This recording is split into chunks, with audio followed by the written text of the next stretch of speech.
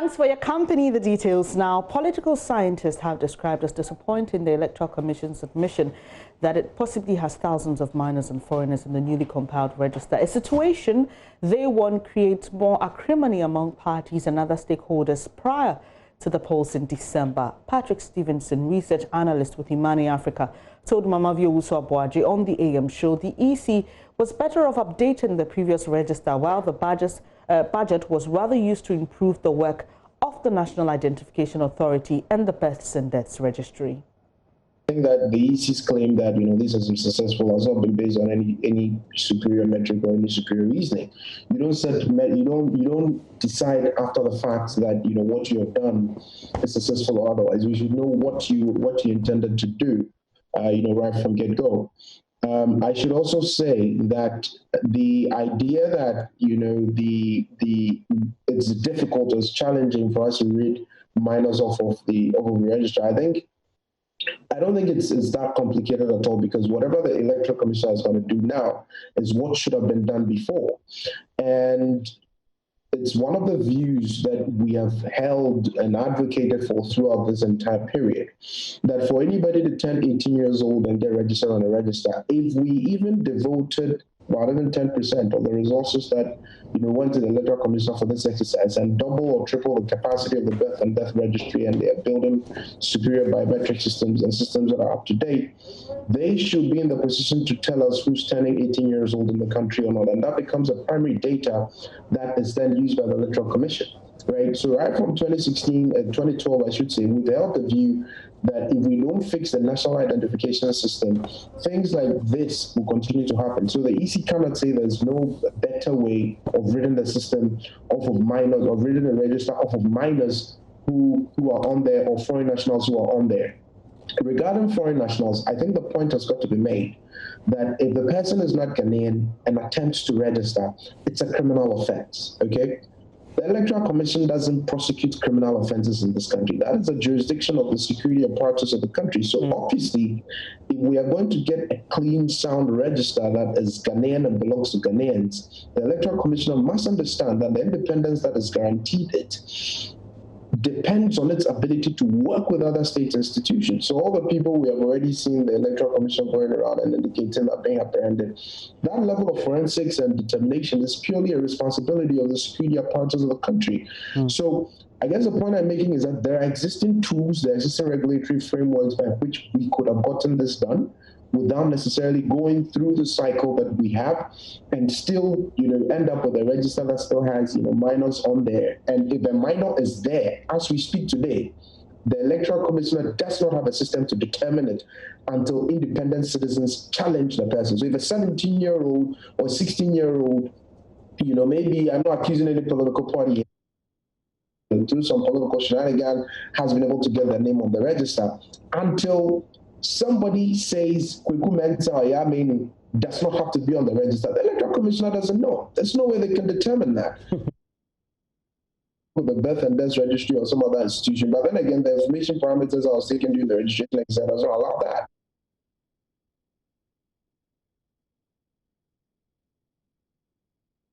Well, senior political scientist with the University of Ghana, Dr. Alidu Seidu, encouraged the EC to build consensus as quickly as possible through IPAC to reduce the mistrust that has been created between the Commission and parties.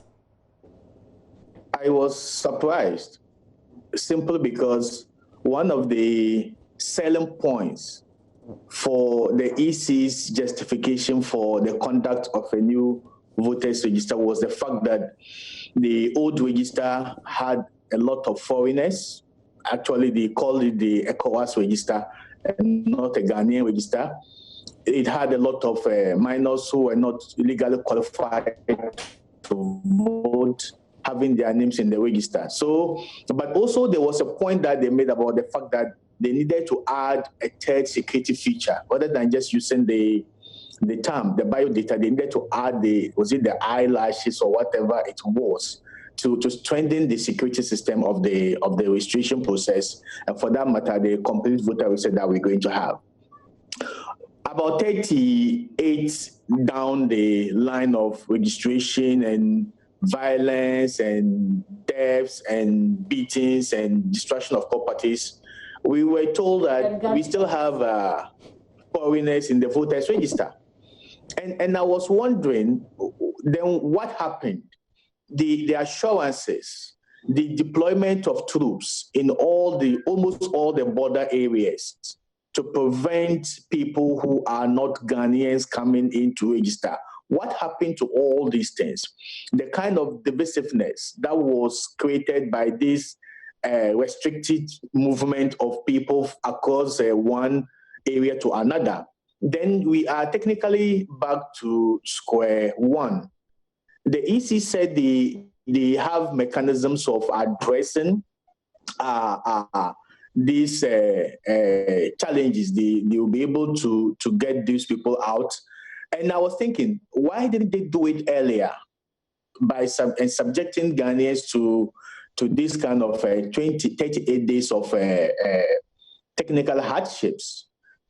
Now, there may be two reasons which they didn't want to admit, that we can never have a voters register that is 100% clean.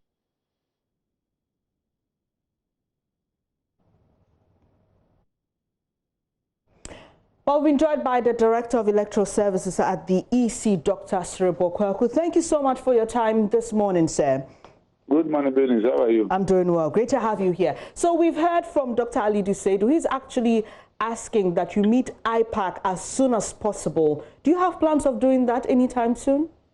Is that who said you need IPAC? Dr. Seidu, over the concerns that were raised in the latest voter registration exercise. Is he an IPAC member? No, but he's a political scientist, and he's actually saying that in order to deal with the mistrust that could possibly come as a result of the possible existence of foreigners and minors in the voter register, you should meet IPAC to discuss the fallout of the exercise. It seems people are getting the words of Madame wrongly. People have been challenged, and we have 30,000 of those who have been challenged. Exactly. And they were challenged based on nationality and age. And the process is that when you are challenged, you will still go ahead and be registered. So when you are registered, you will not be given the ID card. It is when you have finished with the adjudication that the ID card will be given to you. Okay. So till we finish with the adjudication, the names are on the list. So the figure that we have given out includes those who have been challenged on nationality and age. So that's what he was talking about. That's why I used the word possible, because you still haven't determined that yet. But I'm asking so if you have... That one has nothing to do with IPAC. Okay. So what it has to do is go through the adjudication process. Okay. We understand the adjudication process is very rigorous and takes some time. Now, you're looking at 30,000 people. Unfortunately, because of coronavirus, your calendar has had to be adjusted, and it's become quite problematic for you, as the EC chairperson herself said yesterday. Do you think you have the time to go through the adjudication process for all 30,000 persons? I would say that most of them have finished, and I believe the last decision should finish by the weekend. So the 30,000 adjudication will be completed by the end of this week. So we understand that the EC has released a schedule for what will take place between yourself, IPAC, and other activities you have to undertake before the December 7 elections. Do you mind running us through just a few of those? It is not before me, but what I can say is that we are doing exhibition in September. We will do transfer for students and security people in October. We'll do nomination in October, and we'll do the election in December. Okay, just to focus on a bit of the transfer, you said you would do for students and security officers. Yes. And just to satisfy my curiosity, if somebody walks up to a center in September, how are we determining if that person really is a student? I know for security officers, it may be easy for you, but for students, how do you determine? Every student has a student ID card. Okay. So if you want to be transferred, and most of these people are people who have just completed school. So if you completed Legon, you have a Legon ID card. If you completed Infantrim, you have Infantrim ID card. So that you come with your voter ID card plus the student ID card. That will do. Because then there's a new CI, which is CI 127, which has replaced the CI 94 that we have been using for elections. So the new CI allows students and field services to do the transfer. Okay. Thank you very much for your time this morning. But can you just tell us when the new CI will mature? It has matured. It has matured. It matured last week. Okay. So Sure. it's in operation now. Okay. Thank you very much for your time this morning. Director of Electoral Services at the EC, Dr. Sribo Kweku. Now joining us on Zoom is Dr. Amache Boateng. He's with the Kwame Nkrumah University of Science and Technology. We'd just like him to share his perspective on the issues that have been raised so far regarding the register. Thank you so much, sir, for your time this morning. We heard from the EC yesterday. They talk about how this particular register, when they're done with all the challenges dealing with the adjudication process, this will be a wholly Ghanaian register. They talk about the fact that the turnout was good despite the fears. Your general reaction to how the exercise took place and the fallout? Let me say thank you for the opportunity and to also say good morning to your viewers. Actually, I think the EC has done a lot of explanation, but I've reason to believe that we still need to get additional information from them, because we anticipated that the challenge processes are over now. If they are now going to go through them, then definitely we can keep our fingers crossed. But then, we are told it will end by the weekend, by this week. Okay. You know, these elements that have brought us this far, because of which the EC believed that after going through the outstanding procedures, then we will have an authentic voter register to work with. They were to be expected, given the fact that we're going to go over the exercise with the identification documents that we have. It became interesting when a ruling came out that we couldn't use the birth certificate, although we had used it in acquiring the national identification card. So generally, I think Ghana has an issue, you know, a charge to address to how to come clear with identification of Ghanaians, how to address cases of Ghanaian Togolese, Togolese Ghanaians, Ghanaians Ivorians, Ivorians Ghanaians, and if you like, Ghanaians Burkinabes. These are gray areas. We know for a fact that some Ghanaians have siblings occupying positions of trust in La Côte d'Ivoire, in Togo, in Burkina Faso. So this issue of, you know, preparing a Ghanaian voter register, you know, I mean, the understanding is okay, but we got to come to terms with the fact that we have real challenges, you know, getting this established. The issue of minors having their names on the voter register. How many times are we going to go, you know, on this, what I call merry-go-round? The same issue came up when the first initial voter register was captured. We've gone through this exercise, this the fourth time this time round. And then we revisiting the same challenge. My understanding is that somebody is not doing, you know, good work for Ghanaians.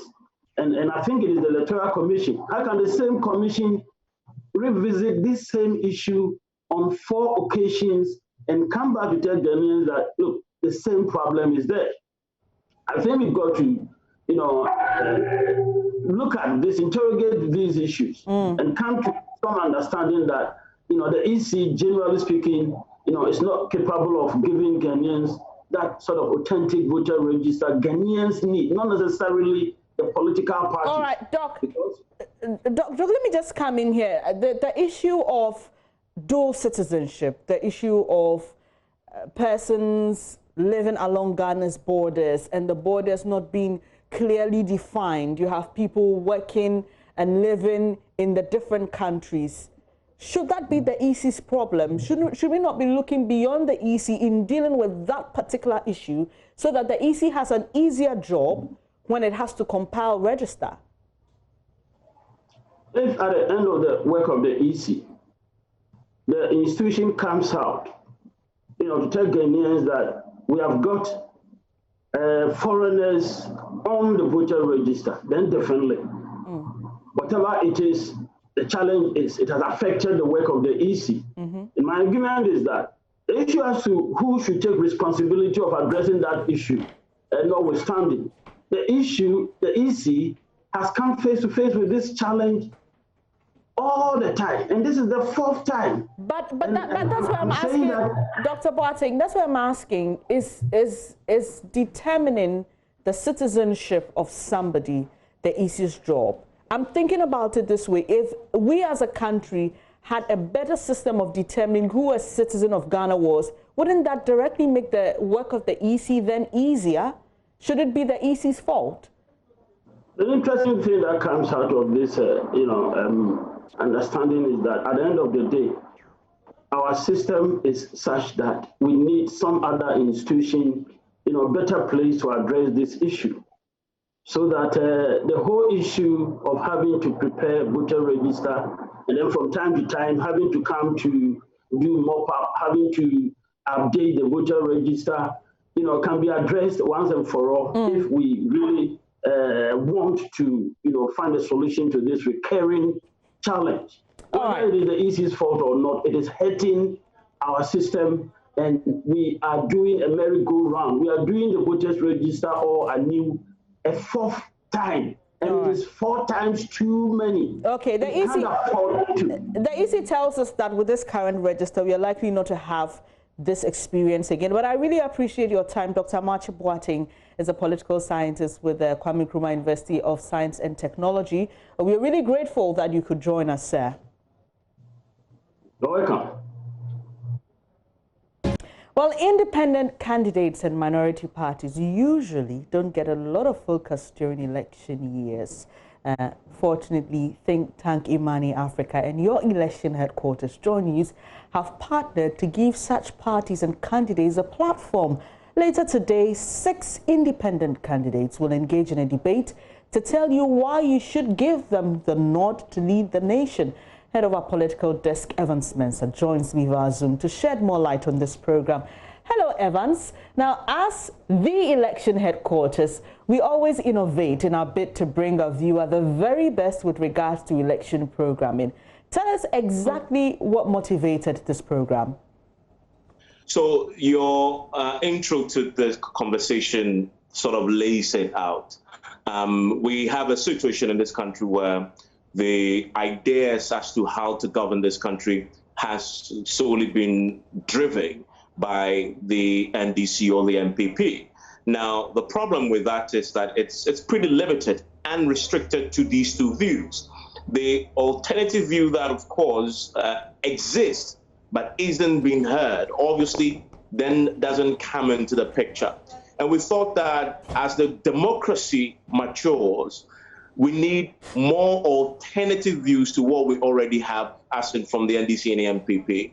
And a deliberate effort must be made to get those views in the mainstream as well, so people can hear what else is available. And that is the main reason why IMANI and multimedia, your election headquarters, is partnering to do this. And you can see today, of course, is the independent candidates debate. There will also be the minority political parties debate, so we could get what alternative is there other than what we become very used to from the NDC and MPP. Can you briefly tell us the form this would take? We've seen election debates in this country, but 6 people, quite a lot of people, what form is it going to take? So we have done a balloting, and we're going to have in fact, 2 of them will join us via Zoom because for some, because of the corona restrictions, they were able to get into the country before today. We're still expecting one of them to join us. So 2 of them will join us via Zoom. 4 will be in live from the UPSA. We'll have 12 rounds of questions. Each will have 1 minute to answer a substantive question. So just 60 seconds, really, to make a substantive point, and then 30 seconds for rebuttals. And of course, we'll go around with that. If you really want to lead, you should be succinct in spelling out your thought. And that will be quite intense. That will be quite intense, knowing that we have our politicians doing a lot of talking. But this will start at 8 p.m. It will be live on JoyNews, on Joy FM, and on Love FM. And you'll be doing this with MFR Power. We can't wait to join you. But briefly tell us why we have to spend this evening with you. Why is this important at all? I mean, the first most important reason is the depth of what else is there that you could hear. And some of the ideas that we've already had throughout last week, we've been introducing our listeners and viewers to them, are pretty exceptional.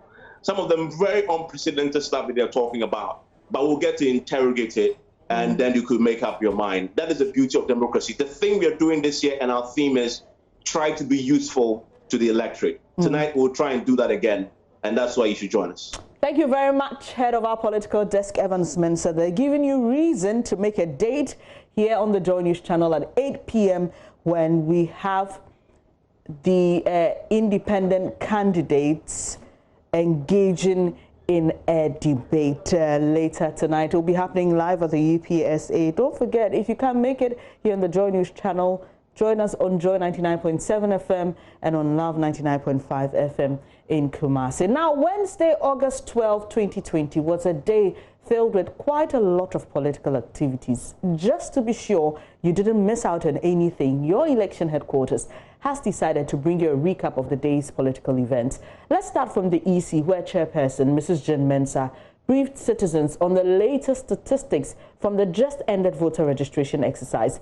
The provisional figure for total persons registered is 16,963,306. Key among the issues that came up during the briefing was the existence of foreigners, possibly, and minors in the new role. It is evident that most of the challenge cases were from border regions, with the exception of Ahafo. And it gives reason to assume that the challenge cases relate to citizenship issues emanating from the infiltration of foreigners. At a later date, we will shed more light on our findings. The Commission is mindful of the infiltration of foreigners at a number of our registration centers. Additionally, we are aware that a number of minors have found their way into the register. We are confident that the challenge processes initiated at all districts throughout the country will unearth these illegal persons and rid the register of those who do not qualify to be thereon. We are confident that the register that would be used for the 2020 elections will be a wholly owned Ghanaian enterprise, reflecting qualified Ghanaians and Ghanaians only.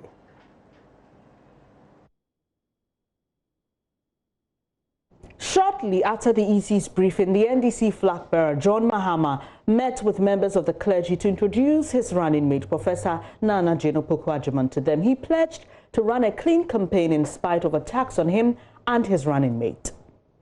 We used to be the shining light and point of reference in Africa when it comes to the independence and integrity of our democratic institutions. Today, all these gains we proudly achieved as a people, as a country, are being eroded and setting us back several decades. My running mate, Professor Nana Jane Opoku-Agyeman, whom I'm presenting to you today, has been encouraged a few days ago by the Osumanche to be strong and courageous in the face of what he feared would be a barrage of insults and attacks on her person, just because she has decided to serve her country at the highest level, to help shape its destiny and ensure shared prosperity for all. Indeed, these unprovoked attacks and insults and lies have already started, but I can assure you and all Ghanaians that Nana Jane and myself will never engage in insults and name-calling of our opponents in response. Well, from that event, Mr. Mahama went to the Chief Imam's residence to also introduce his running mate. There, he took a swipe at the Akufo-Addo administration's handling of recent acts of vandalism at senior high schools. Some students in various schools in parts of the country went on a rampage, vandalizing school property, assaulting examination officials over strict invigilation. 14 of them were sacked by the GES, but the decision was reversed following an intervention by President Akufo-Addo. Well, Mr. Mahama says his government will improve the quality of teaching and learning. We will improve the free SHS and make sure that the quality of teaching and learning is made better so that our children will not think that it's an entitlement for them to cheat in exams. If you prepare the children well, they are not going to fight with an invigilator because he's preventing them from cheating in exams. She pioneered the building of the community day schools. And by the time we left office, over 45 of these schools had been commissioned and had children studying in them. By the time we left, 73 were ready for teaching and learning to start. And one of the things we'll do when we come back into office, and I know, inshallah, we're coming back into office,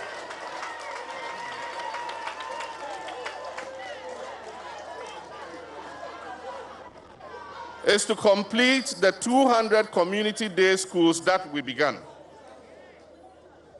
so that we can bring a quick end to the double-track system. We want our children to go to school at the same time and all vacate at the same time.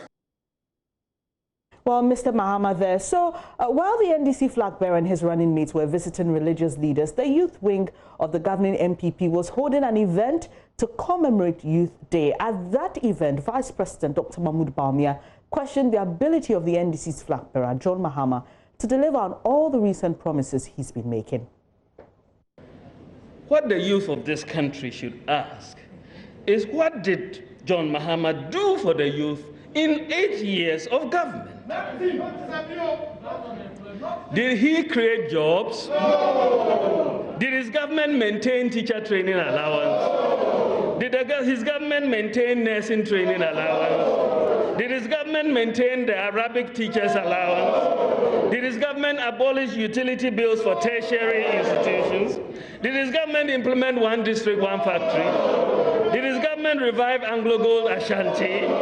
Did his government start the process of adding value to our bauxite? Did he start the process of adding value to our iron and steel? Did he establish the Bozongo Development Fund? Did his government have a program for agriculture apart from guinea fowls? Did his government issue national ID cards?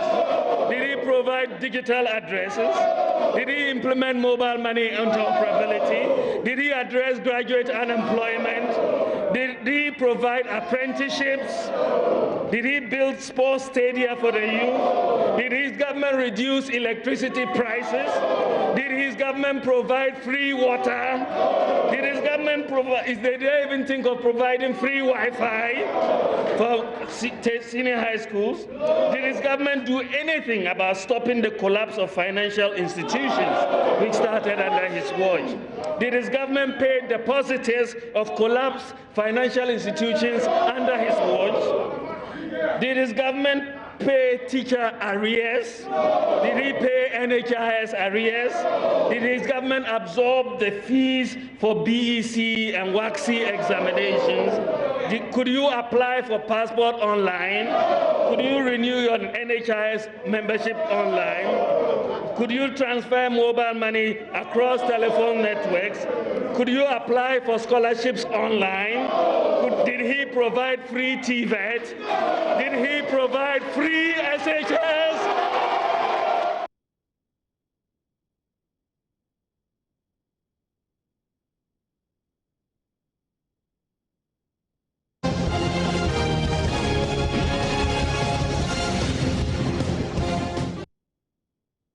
Election-related matters. Half a dozen newly born babies and mothers have died in the last 6 years at an island community of Fana in the Gas South Municipal Assembly of the Greater Accra region. That's according to residents there.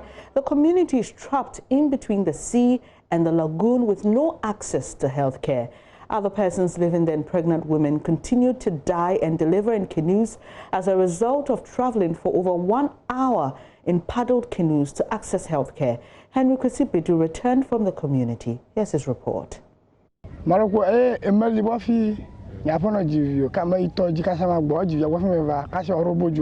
35-year-old Kwame recounting how her wife in 2018 delivered their first child in a canoe en route a chief's compound miles away from the island community. I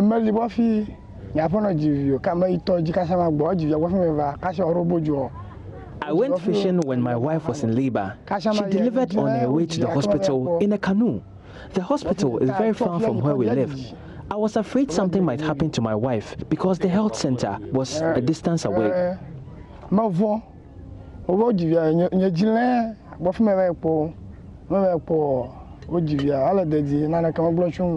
His wife is lucky to have survived, but the fisherman is worried because his wife is now 7 months pregnant, expecting a second child soon. I am now afraid that something may happen to my wife the next time she labors. The only way to access the community is by canoe. With no electricity, water, and other basic amenities, pregnant women and other members of the community in dire need of health care will have to risk their lives by sitting in paddling canoes without life jackets for close to 1 hour to reach the nearest health facility. There is no clinic here. There is no anything that can help an individual or people here so that they will be able to give birth. That is why normally when they are in a labor, people normally convey them in a boat to Chokome or the other side, that is Pamblos, before they can do deliver. Rosemary Dasi is also a resident here. Her water broke in the dead of the night last year. With no canoes operating in the night and no traditional birth attendants, she had to wait for 4 hours to get a canoe, enduring severe pains and putting her life and the baby on the edge.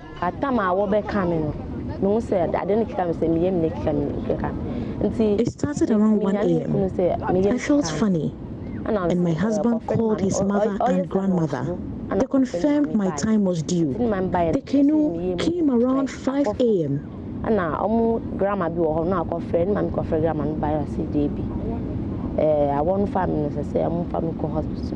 Rosemary delivered, but she does not want to relive the same experience. I was in pain, and I couldn't sit in the canoe. After an hour, we got to the banks of the river, and I was told to quicken my steps. I got to the hospital and delivered safely, but it was a horrifying experience.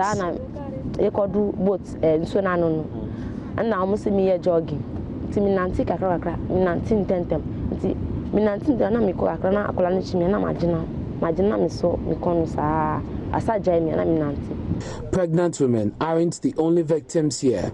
Other sick persons face similar challenges too. They rely on first aid until they get access to canoes, which are not readily available. Rosemary now has 2 children. She tells me how she takes care of them anytime they are unwell before seeking medical attention.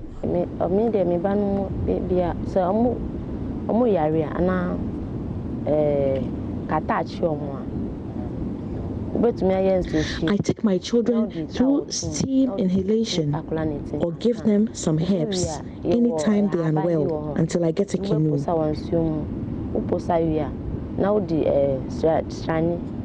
Health personnel visit the community occasionally to provide life-saving health services like immunizing their babies. Henry Kwesibedu's report read to you there. Joining us for the conversation is Dr. Abna Okon. She's the director of Gas South Municipal Health Directorate. Thank you so much for joining us. This community right here in the Greater Accra region doesn't even have a CHIPS compound, a clinic. They are an island. Doesn't this make them a high priority area? Fana is an island community, as you said, and the Botiano sub-municipal. Currently, they do not have a CHIP compound there, yes, but we do offer life-saving services to them. Our community health nurses go there twice in a month to give them vaccinations against the 13 childhood killer diseases. And also, we have a functional CHIP zone at Chokome. Chokome is an hour away from Fana when you are using boats. So when we pick the pregnant women in the community, they are then referred to the functional CHIP zone at Chokome. But in Fana itself, the community health nurses go there and offer them the services that they require, which is the immunization services. Doc, a pregnant woman, I mean, labor can be quite unpredictable, as we've heard. The stories of many women, putting a woman in a boat in that condition, in that pain, the possibility of complications alone. Why don't we have a health facility in the community as we speak? Okay, all right. So what you are talking about is a multi-sectorial issue that needs to be solved, okay? So a CHIP compound or a clinic, it has to be built together with the assembly, with the government in the community. Do you understand? So it's not there. It would be ideal. It would be ideal and best if we had a clinic or we had a CHIP compound on the community, and that would have made access much easier. Currently, the closest facilities to Fana is the Botiano Polyclinic and the Chokome Functional CHIP Zone. Okay. These are the closest they have. It would have been great to have a clinic there, yes, which we would have offered services to the community if the clinic was there. If the clinic is there, we would have put our staff there and they will offer all the services that they require, especially to the pregnant women. As you said, it wouldn't be ideal to have them in the boat to cross over the Densu River for an hour before they get to Chokome or before they get to Botiano Polyclinic. But within the circumstances, we are doing the best that we can by going to them to give them the services and then also referring the pregnant women that we come across to our closest center, which is the Chokome CHIP zone. Doc, I understand that you're doing what you can at the moment, but as a stakeholder, have you in any way reached out to the assembly, government, as you say? I know that the health directorate, the health ministry works directly in conjunction with government. Have you reached out to government to say, look, this is a community, they are an island, they should be treated as priority, at least to get a clinic? Has that been done at all? Has there been any meeting? Has there been any letter written in regards to getting this community a health facility? Yes, there's been several communication going back between Assembly and the Health Directorate, as well as with the national level. We've written for support. We've also written for support like boats to even make it easier for health staff to even go there more often. We are still in communications with the Assembly so that a compound in the near future can be built. So these communications are still ongoing. All right, briefly, Doc, you said that you send two community health nurses go there twice every month to take care of children, especially give them life-saving vaccination. So what happens to other people who report with other conditions or ailments? All right, so the community health nurses, what they do is that they give you first aid. So after the first aid, if the issue you come with is beyond what they can do, they will refer you to the closest facility, which is Chokome CHIP Zone or Botiano Health Center. What they do is giving you the first aid or the counseling of the first things you can do to prevent any fatality. All right. Thank you very much for your time this morning. Dr. Abna Oko is the director of the Gas South Municipal Health Directorate, speaking to us about Fana in the Gas South area where there's no health facility, unfortunately. Thank you for your time this morning once again, madam. But away from that, the police SWAT team has arrested 5 persons believed to be land guards. The team JoyNews understands was notified about the illegal operation being carried out on lands by residents in May this year. They arrested 16 land guards at this same area for terrorizing and attacking landowners. Lancy Emefa-Dradosi was with the SWAT team today, and here's how it went down. Situated on this land, that's the PANTANG land here in Accra. You remember there's been a series of demonstrations by residents here and also officials and workers of the PANTANG hospital over what they say are threats on their lives. Over the years, there have been land guards sighted on this particular stretch. In May 31st, some 16 and 17 people suspected to be land guards were arrested by this police SWAT team, and today there's been another operation, and so we are headed to where exactly these people are on standby, and hopefully some arrests will be made. So you see some men currently on the run, running for their lives after the police suspect that they are land guards. We have seen 2 men running. This is an operation with more than 4 policemen I have counted so far. 3 have been able to grab the 2, whilst 2 are walking towards them.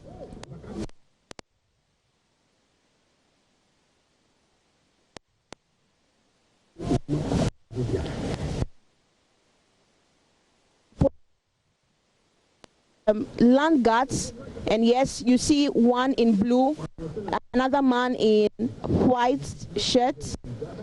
These are built men.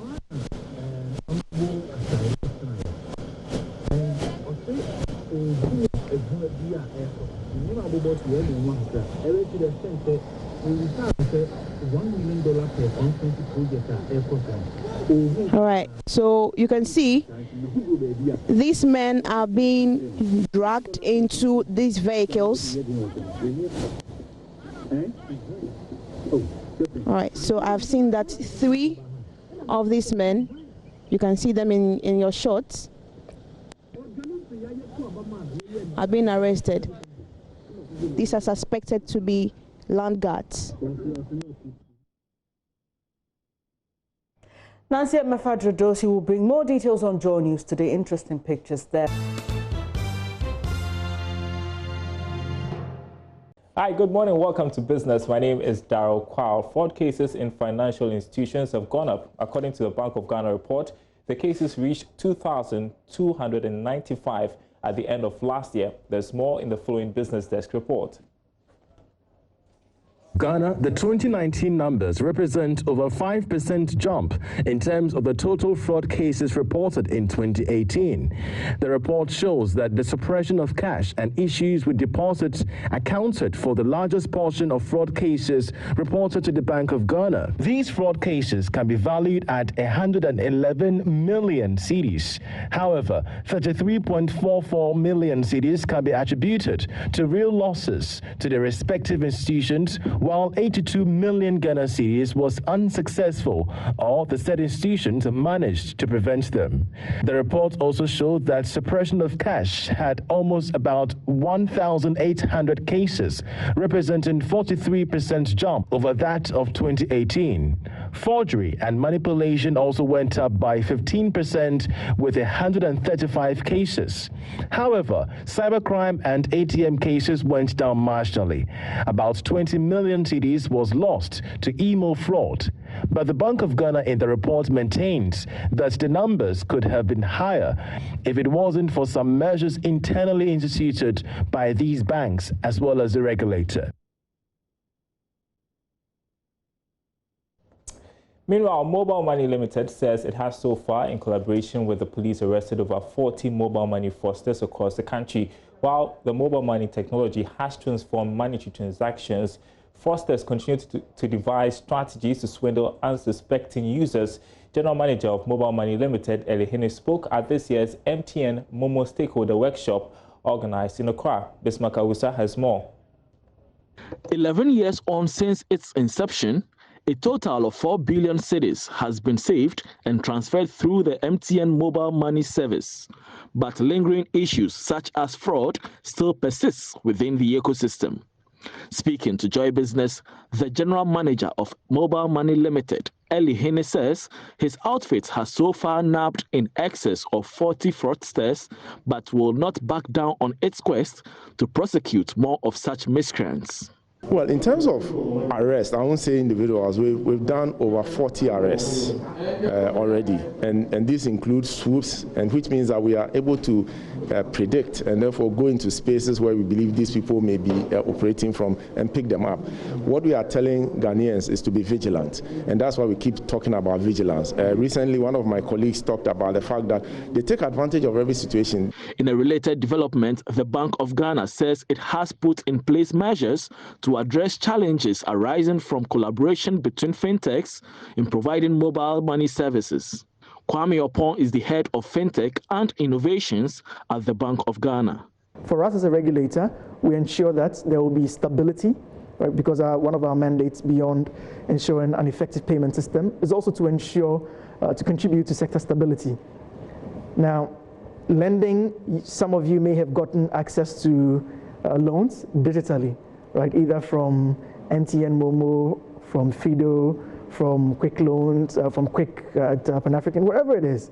Chief Executive of Jumia Ghana, Diana Owusu-Chireko, said COVID-19 has presented the urge and need to boost electronic transactions. It's really only through the transaction and e-commerce can, a seller who was in Kumasi or Accra who's had to shut down as a result of COVID, be able to have access to the whole country in terms of consumers without interruption in their sort of daily income. And that's essentially what we're doing as Jumia, trying to improve the lives of people through technology. The 8th MTN MOMO Stakeholder Workshop brought together speakers within the financial and e-commerce ecosystem. It was themed Boosting Growth of the FinTech Ecosystem in the COVID-19 World. Bismarck Ausa, Joy Business.